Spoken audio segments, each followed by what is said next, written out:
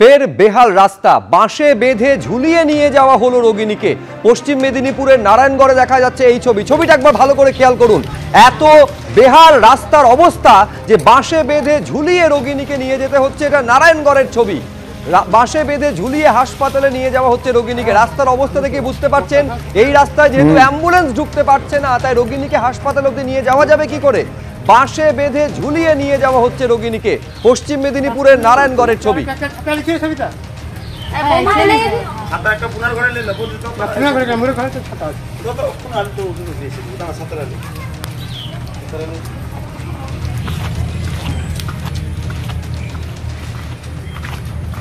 Market গাছটা পর্যন্ত তুলবে অনেক কাটিয়ে দিয়ে আর কিন্তু যদি অবস্থা হয়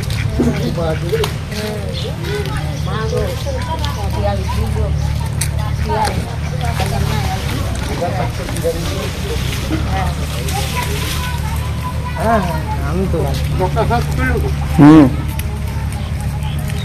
লজ্জার এই ছবি আপনারা দেখতে পাচ্ছেন পশ্চিম মেদিনীপুরের নারায়ণগড়ের ছবি, যেখানে এই 2025 সালে এই ছবি দেখতে হচ্ছে যে স্বাস্থ্য কেন্দ্র বা হাসপাতাল অবধি রোগিণীকে নিয়ে যাওয়া যাবে কিভাবে? দুটো বাসের সাহায্য নিতে হচ্ছে স্থানীয় বাসিন্দাদের। বাসে করে ঝুলিয়ে নিয়ে যেতে হচ্ছে রোগীকে। যেহেতু রাস্তার এমন বেহাল অবস্থা, তার মধ্যে মুষলধারে বৃষ্টি হচ্ছে, ফলে এই রাস্তায় যেহেতু অ্যাম্বুলেন্স ঢুকতে পারবে না, সেই জন্য রোগীকে নিয়ে যাওয়া হচ্ছে বাসে করে। অবস্থা হয়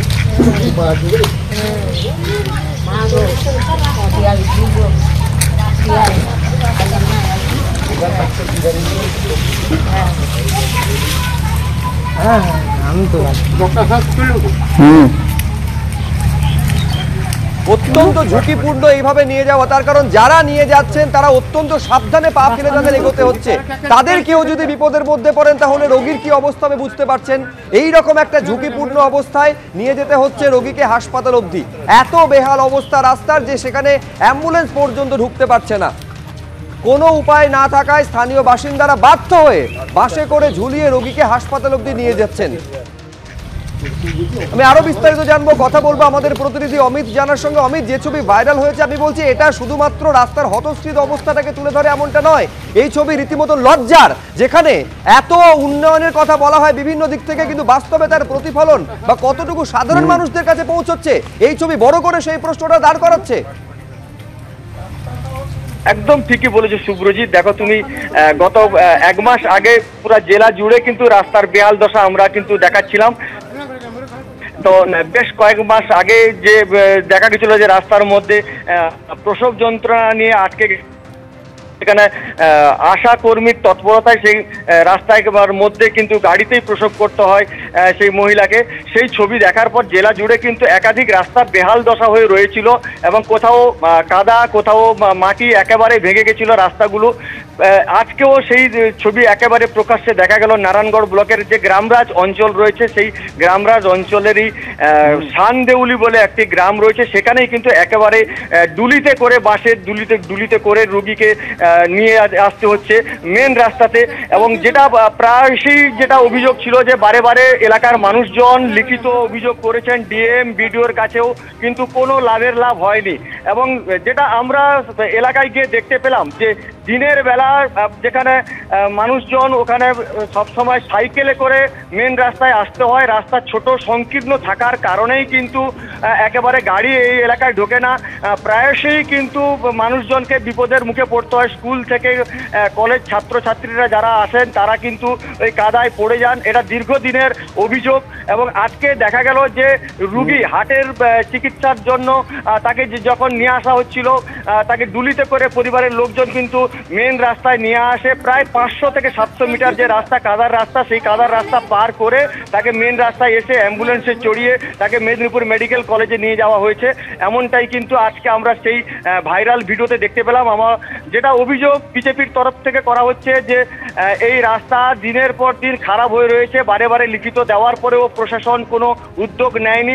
যদিও পঞ্চায়েত সমিতির সভাপতি নারায়ণগড়ের তিনি বলেছেন যে শীঘ্রই আমরা এই রাস্তাটা পর্যবেক্ষণ করে।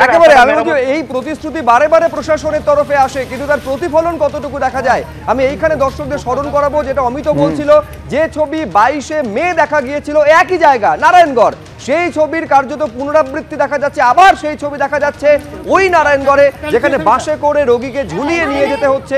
অ্যাম্বুলেন্স যেহেতু ঢুকতে পারছে না, বাসে করে ঝুলিয়ে হাসপাতাল অবধি নিয়ে যেতে হচ্ছে। ওই 22শে মে যখন ছবি দেখা গেছিল তখনও প্রশাসনের তরফে প্রতিশ্রুতি মিলেছিল, কিন্তু বাস্তবে তার প্রতিফলন কতটা হয়েছে আজকের ছবি সেই প্রশ্নকে বড় করে সামনে এনে দাঁড় করাচ্ছে। পাশাপাশি দেখছেন 22শে মের ছবি, সেদিন অ্যাম্বুলেন্স ঢুকেছিল কিন্তু কাদায় যেহেতু চাকা আটকে যায় সেদিন রাস্তাতেই প্রসব করতে বাধ্য হন প্রসূতি। সঙ্গে একজন আশাকর্মী ছিলেন বলে সে যাত্রায় রক্ষা পাওয়া গেছিল। আর আজকে দেখা যাচ্ছে যে সেই নারায়ণগড়ে বাসে করে ঝুলিয়ে রোগীকে নিয়ে যেতে হচ্ছে হাসপাতাল অবধি। আমি আরেকবার কথা বলবো অমিত জানার সঙ্গে। অমিত, এই ছবি তুমি দেখিয়েছিলে 22 তারিখে নারায়ণগড়ে, সেই নারায়ণগড়ের ছবি, সেবারও প্রশাসনের তরফে আশ্বাস মিলেছিল, কিন্তু ছবিটা যে বদলাচ্ছে না, আজকে তা চোখে আঙুল দিয়ে দেখিয়ে দিচ্ছে সেই নারায়ণগড়। একদম ঠিকই শুভ্র, তুমি যেটা বললে যে আগে যেটা আমরা ছবি দেখিয়েছিলাম যে রাস্তা মেরামত বা তার পরের দিনই কিন্তু প্রশাসনের তরফ থেকে করা হয়েছিল, কিন্তু প্রতিশ্রুতি মিলেছিল যে সমস্ত রাস্তা, যে সমস্ত কাঁচার রাস্তা রয়েছে সেগুলোকে মেরামত করা হবে। কিন্তু একেবারেই যেটা শানদেউলির আজকের যে ছবি প্রকাশ্যে এলো, সেই ছবিতে কিন্তু দেখা গেল যে মোরাম রাস্তার উপর পুরো কাদা জমে রয়েছে এবং সেখানে একজন রুগীকে নিয়ে আসতে হচ্ছে, বাসের ডুলি করে নিয়ে আসতে হচ্ছে মেন রাস্তায়। প্রায় 500 থেকে 700 মিটার যে রাস্তা রয়েছে সেই রাস্তা একেবারেই কাদা, গাড়ি ঢোকে না।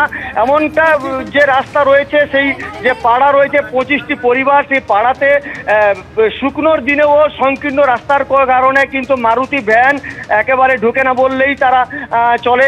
এমনটাই কিন্তু গ্রামবাসীদের অভিযোগ যে শুকনোর দিনেও কিন্তু সংকীর্ণ রাস্তার কারণে কিন্তু গ্রামের দিকে মারুতি ভ্যান ঢুকতে অসুবিধা হয় এবং বারে বারে তারা লিখিত আকারে জানিয়েছেন প্রশাসনকে, কিন্তু প্রশাসন একেবারেই কিন্তু চুপ থেকেছেন। কিন্তু এইটা মূল অভিযোগ যে এইটা প্রথমবার দেখা যাচ্ছে এমনটা নয়, এরকম অভিজ্ঞতার সম্মুখীন প্রতি বর্ষতেই তাদের হতে হয়। প্রশাসনকে জানানো সত্ত্বেও কোনো ব্যবস্থা নেওয়া হয়নি। আমি দেখাবো স্থানীয় বাসিন্দারা ঠিক কি অভিযোগ করছেন। বারে বারে আমরা প্রধানের সাথে ফোনের মারফত যোগাযোগ করি এবং ওনাকে লিখিত কমপ্লেন জানিয়েছি যাতে আমাদের রাস্তাটা আমরা বেরোতে পারি, বাচ্চা কাচ্চা স্কুলে যেতে পারে।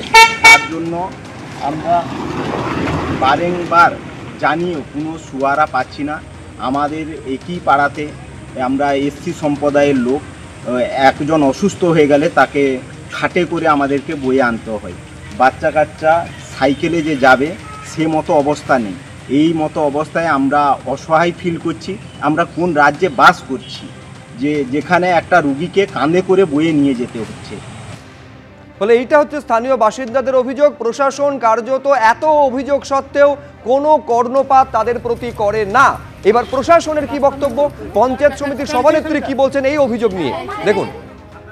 শুনেছি এই গ্রামরাজ মানে অঞ্চলের মধ্যে রাস্তাটা হরিজনপল্লী নাকি, ওখানে একটা শোনা গেছে, কিন্তু রাস্তা সব জায়গায় বিভিন্ন রকমভাবে রাস্তা খারাপ হয়ে আছে, হতে পারে হয়তো এরকম হয়েছে অবস্থাটা, কিন্তু আমরা শুনেছি। কিন্তু বিডিও সাহেবকে বলা হয়েছে, উনিও বলেছেন যে ঠিক আছে, ওটা কতটা কি করতে পারা যায় তা আমরা দেখছি কি করা যায়।